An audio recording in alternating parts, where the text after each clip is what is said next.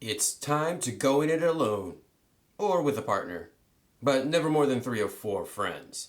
This is a review of Ironsworn Starforged. Let's dive in.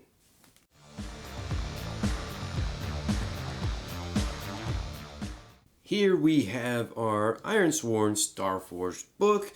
This was published in 2022 by Sean Tompkin, but you can actually find copies or physical copies of this book on Modifius.com, which is actually pretty cool. I mean, it's always really nice that some of these bigger publishers are starting to take notice of some of the smaller publishers and actually get these products to people that actually want to play them and actually ship them in an expedient manner without, the extravagant shipping costs and things like that. So I actually got this from Kickstarter, and I got this quite a while ago. So I've had time to play with it, and I kind of wanted to share it with you guys.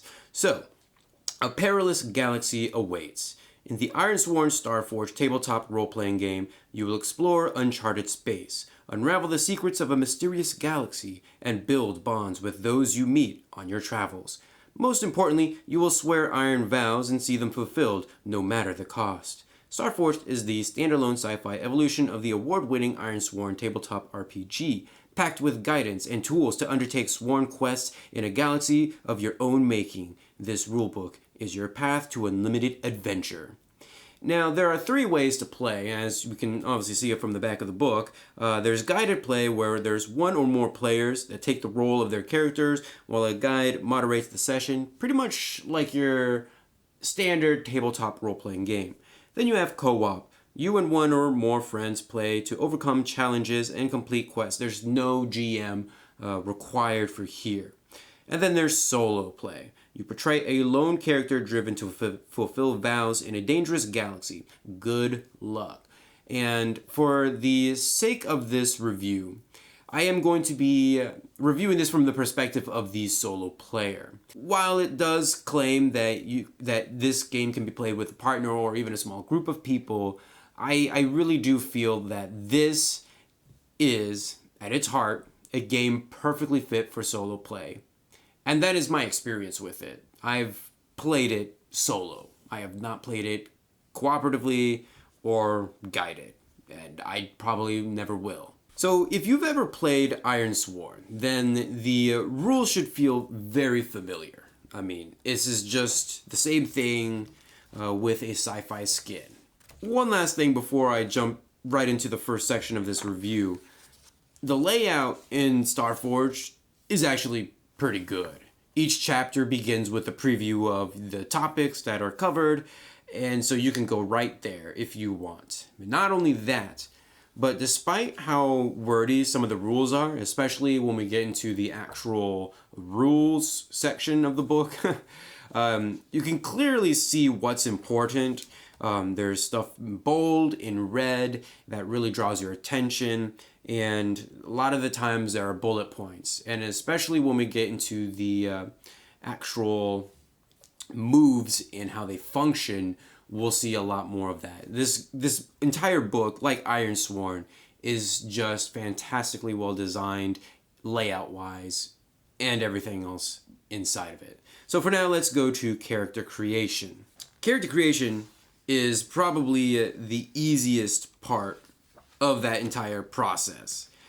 If you've ever played Ironsworn, it is the exact same process. There's very little rolling, unless you want some randomness, and if that's your thing, then that's pretty cool. There are options for that. And I think as a first character, though, it is best to choose the options that you actually want to play with. So what do you need for a character creation? Really, you just need some paper clips and the actual character sheet. If you plan on rolling, then go ahead and bring some dice. And if you have the asset deck cards, you're going to need those too. If not, then you can actually print those off and just use those to kind of keep track of what assets you have. So instead of giving emphasis on stat placement, character creation in Starforged is more about the backstory of your character. I think that's where the most impactful decisions really come into play. So you do start by choosing two paths, and these represent some sort of training that your character has.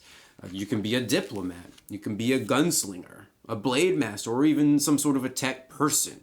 And there are a number of options to choose from. And I really do like they've included like some sample backgrounds and the assets that you would take to reflect that training. So for example, if you wanted to be some sort of a battlefield medic, then you would take healer and veteran. Or if you wanted to be some sort of like a smuggler, then you could take the courier and the scoundrel. Obviously, you don't have to if that's how you want to reflect your character, and there are lots of options to choose from. So next you choose your backstory and your background vow. The vow is very important because this represents your character's overall quest for this chapter of their life. Now for some, this can be their be-all end-all goal, and for others, this could just be the milestone to something bigger. You do start with a basic starship, and you do have a card for that. They call it a command vehicle, starship.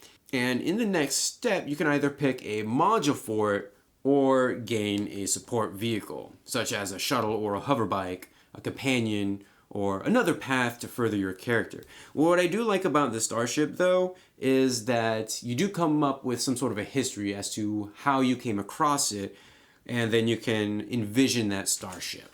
Then finally, we get to create or allocate our stats. And this is actually towards the end of character creation.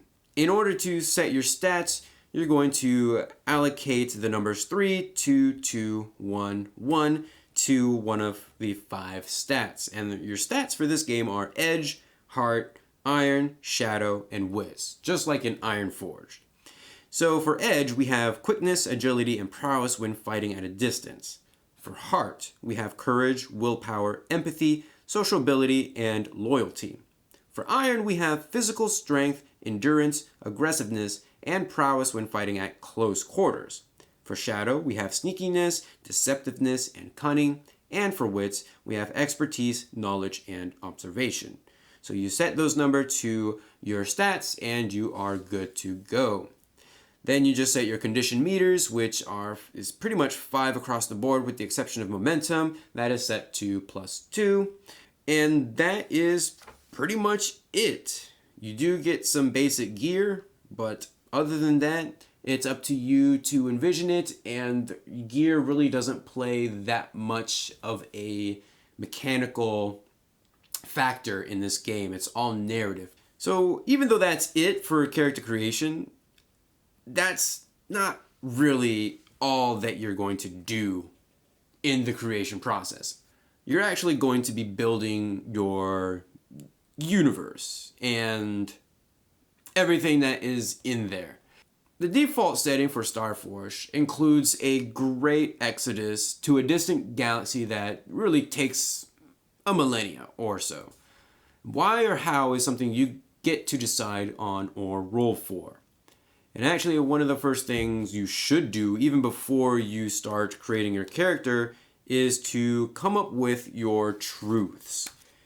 Your truths are the events or known facts about your game. And there are 14 categories, and it's a whole process. It's almost like a questionnaire in a way, without actually being asked questions. There are tables for each of the different sections that you can either roll randomly on or choose.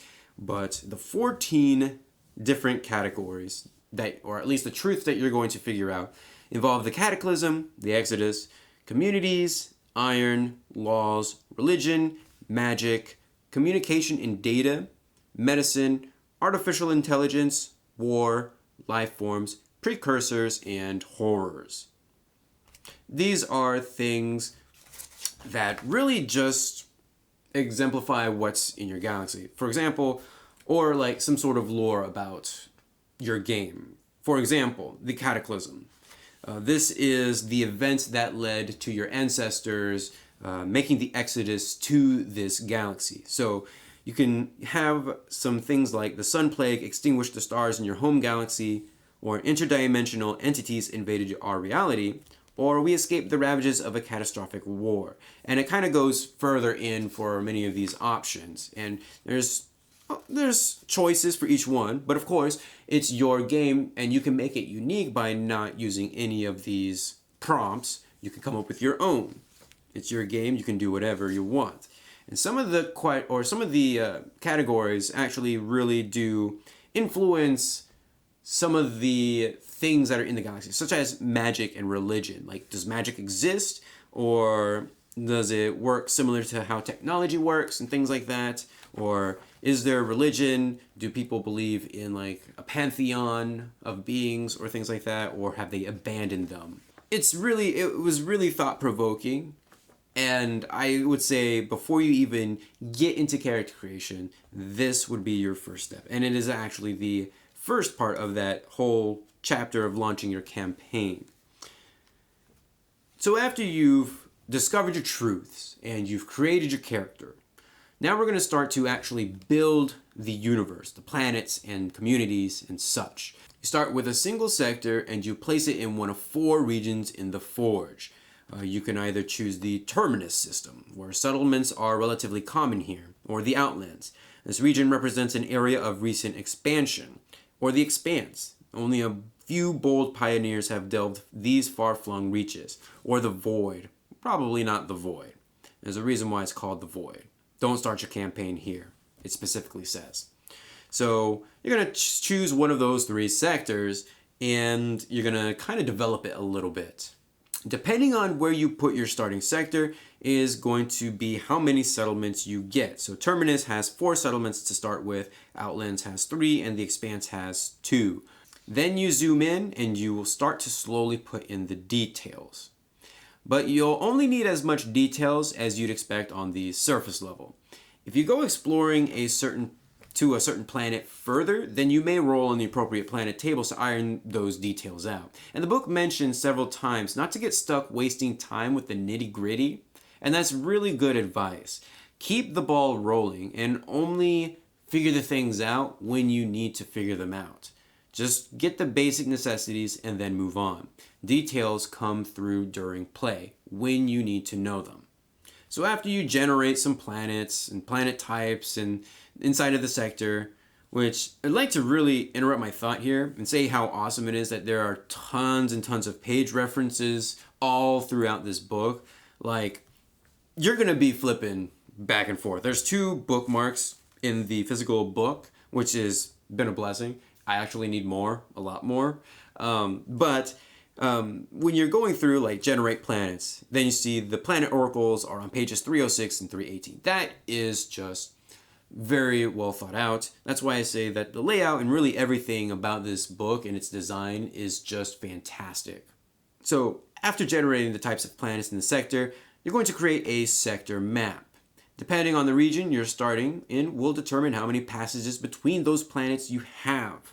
So for example, for the Terminus system, you're going to have 3 passages. So that's 3, I guess, hyperlanes that you can connect with them. Maybe just known passages that you would connect between planets or to another sector, which would be very important if you plan on traveling from sector to sector.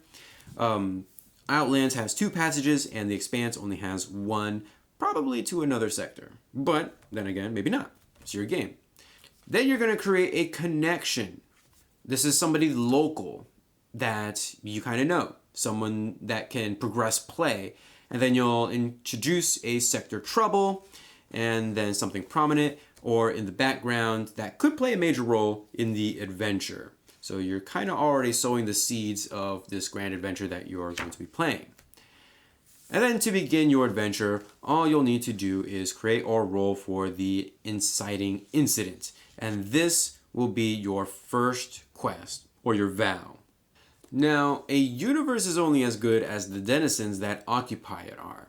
You have a complete control over how NPCs interact and function in the universe, and the game doesn't make use of things like skills when it comes to foes and monsters. It's all reactionary. You do something and you may prevail or suffer a consequence of your actions. What a specific monster does to your character is narrative, with the mechanics to back it up. However, I do like that there are some sample NPCs. For most, they will give you a lesser version and a bigger, badder version of that foe. What really matters is the difficulty of that foe. Everything else is taken from this perspective of the narrative. I kind of actually do wish there was more artwork in this section, but what we do see is rather gorgeous. But I find myself missing out on what some of these other creatures look like, and I suppose that's kind of the point. It's your game. You're supposed to let your imagination take hold here. When it comes down to it, Starforged is played using only 3 dice. There are 2 d10s and there's 1 d6. The d6 is your action dice, and this is what you add your stat number to. The 2 d10s are the challenge dice. Think of these as your target numbers. You want to roll higher than these numbers. And yes, that means matches count as failures in this game. Additionally, you might want to keep a set of percentile dice for rolling on the Oracle, but we'll get to that in a little bit. Starforged and every other powered by the Apocalypse engine game out there is really all about the moves. There's a lot of them. There's a whole section, I would say a quarter of the book is just about the moves themselves and getting into them specifically. But this is a chapter that you're not going to read from page to page like I did. These are more for references. You're going to find the move that you're going to use and you're going to read the little card on the page and go from there. So let's say that I'm ready to explore the wilderness on some unfamiliar planet. I can take the undertake and expedition move, as we see here. Each move will tell you what to roll and with which stat. And that's pretty much narrative with, some mechanical consequences thrust in there. Although some will give you some options. You then roll 2 challenge dice alongside your action dice. You may be none, 1, or both action dice. You then consult the move on the mechanical consequences, which is backed by your narrative. So for example, undertake an expedition. You can either move at speed, you're going to roll with edge, keep under the radar to roll with shadow, or stay vigilant and roll with wits. So on a strong hit, that means I beat both of my action dice. I will reach a waypoint, envision the location, and mark progress per the rank of the expedition. On a weak hit, that means I only pass 1 of the action dice, but not the other. As above, but this progress costs you. Choose one. Suffer costs on route, make a suffer move -2, or 2 suffer moves -1. Face a peril at the waypoint, envision what you encounter. Or on a miss, that means I fail to beat both action dice. You are waylaid by a crisis or arrive at a waypoint to confront an immediate hardship or threat. Do not mark progress and pay the price. Moves themselves are separated into 11 different categories. You have session moves, adventure moves, quest moves, connection moves, exploration moves, combat moves, suffer moves, recover moves, threshold moves, legacy moves, and fate moves. The 3 main moves, though, are going to be your quest moves, your connection moves, and your exploration moves, as part of the triumvirate of what this game really tends to focus on. For the most part, if you want to do something with a chance of failure or to ramp up the drama, you make a move and consult the table associated with that move, as has already been explained. There is a type of move, though, called a progress move that doesn't follow the same rules. So here's another example. Let's say that I'm fighting some scavengers and I managed to get a strong hit. I managed to beat both of the challenge dice. I mark progress on the progress track as indicated on the move I used. Now let's say I want to end this fight. Maybe I'm in a really good position, or I have some sort of advantage and I'm ready to clear out those fools. I make the progress move, take decisive action. Instead of rolling my usual 3 dice, I instead roll the 2 challenge dice and compare the results to the progress track. For every completed box I have, that means I have 4 ticks in that box, it will count as 1 for my pseudo-action rating. I need my progress track to be greater than the challenge dice. Even if I fail, combat is over and something else happens. We still progress the story, even if the outcome was not in our favor. And that is very important about these progress moves. When you make a progress move, it progresses the story in some fashion.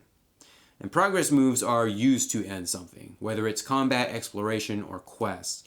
And most of the other moves mark progress towards that specific goal. This is the concept that took me the longest to come to grasp with, because as someone who's played the typical RPGs like D&D and Pathfinder and any number of other systems out there that aren't powered by the Apocalypse engine, foes come with HP, or the GM tells you when you've reached your destination, or something like that. In Starforged, you make these moves to help push the narrative along. It may not be in the direction you expected or wanted, but it is still pushing it along, and in the end, it helps to create better storytelling. The moves allow you to interact with the universe around your character, and I really haven't touched upon everything, such as momentum and conditions and the like. The glue that really holds everything together, at least when it comes to solo play and cooperative play, are the oracles. Whether you are playing Dungeons & Dragons solo or using any other system, you need an oracle system that allows the game to play out in random fashion. So about a quarter of the book is devoted to oracles. This is pretty much the rest of the book right here.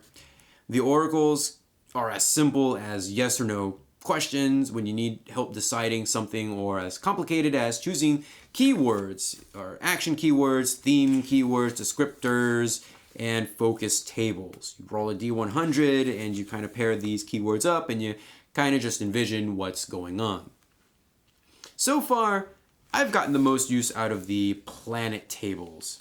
Each planet has a table to roll on to help flesh out that world type. So, for example, we have a desert world. We can roll to see what its atmosphere is like, what settlements there are, where their settlements are, and it's different for whether you're in the Terminus system, Outlands, or the Expanse. Then we can see what we can observe from space, or what planet-side features there are, and how diverse is the life on that planet. And so you get one for each of these worlds, and there's quite a plethora of worlds to traverse across. You have desert worlds, furnace worlds, grave worlds, ice worlds, Jovian worlds, jungle worlds, ocean worlds, rocky worlds, shattered worlds, tainted worlds, and vital worlds, which are basically like your Earth planets. So what other oracles do we have? Well, we have like planet-side perils and planet-side opportunities. We have oracles for fleshing out your settlements, which you would have kind of already done through the settlement creator, settlement projects and names and things like that. Starships, what type, fleets, initial contact, and the first look, some starship names, characters, roles, goals, names, things like that. It just keeps going on and on and on. And then we get like some creature oracles where you can kind of create your own creature and how they function and things like that, which is really cool. Faction oracles. There's derelicts, which are like just abandoned space stations, or I used it as an abandoned outpost of a sort, and you can kind of go from room to room, and there's oracles for the different places within that derelict, like you have an axis or a community area, and then it's broken down into specific areas and like things like that, which is really cool. Then we have things like location themes, and then you have your miscellaneous oracles, so just random things that you're going to need, and then you have a nice big glossary and index at the very end. Starforged is by far my most favorite tabletop RPG of all time. I never really got into Ironsworn because of the whole fantasy setting, but I have kind of thought about going back into it and just to give it another try because of Starforged. But simply put, I'm not really much of a fantasy guy anymore. I'm way more into sci-fi, or at least for the moment. Starforged does so many things well. It provides enough rollable tables with all of the oracles to flesh out everything that you need, from planets to environments and settlements and things like that. It's just really on par with like Kevin Crawford's Stars Without Number or Worlds Without Number, or even I guess Cities Without Numbers that's coming out soon. And really, I could go and grab that book and, now I have even more diverse tables to choose from in terms, but as a product, Starforged is really all that you need in order to play and actually have a really good time. If you're new to Powered by the Apocalypse Engine games, this might seem like a daunting task. There is a learning curve to it, or at least in my opinion. Especially if you're coming from more traditional RPGs like Dungeons and Dragons and Pathfinder and things like that. It asks you to fully take the reins of your imagination and run with it. And I think the most complicated aspect to get over it are the moves and the progress moves. But once you actually get into that whole unique process, you're making moves to make progress, track progress, and things like that, and then using the progress moves to end whatever it is that you're doing. Once you get past that hurdle, the game opens up so much more, and you just get into the whole gameplay loop of things that go back and forth like that.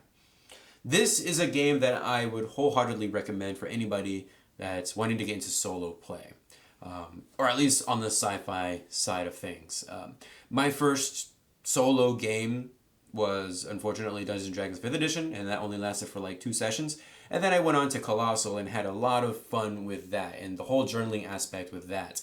And then I went ahead and did Starforged, and I'm still having a blast with it, although I would really like to get back into it, but things have been slow as of late. This is the game that I can really come home to after a stressful day of work, and believe me, those are becoming a lot more frequent these days. And just turn on some nice music to get the mood, get a nice candle going, and just get lost in my own universe and play as my awesome bounty hunter. And just have a lot of fun and just relax. And to me, that is what a solo game should really be about. And this one does it so well. There is a lot of back and forth, but luckily, if you have the reference guide, things are a lot more easier. Or if you print off the pages from DriveThruRPG or things like that, things are a lot more easier. You do not have to just keep this thick book around and flip through the pages. You can either use the references as your guide and play it that way. And that is actually what I do. And then I actually do journal. And there are some sites, actually, hold on, I think, what is it? The Stargazer app website, I actually use that to keep track of things like my assets, and there's a section for journaling and things like that. And there's an equivalent one for Ironforged too, and that is or Ironsworn, and that is actually what I use when I play, and it's actually really awesome. So that is going to be it for this video. Feel free to leave a comment down below, give this video a huge thumbs up to support this series, and subscribe if you would like to see more. I will see you guys in the next video.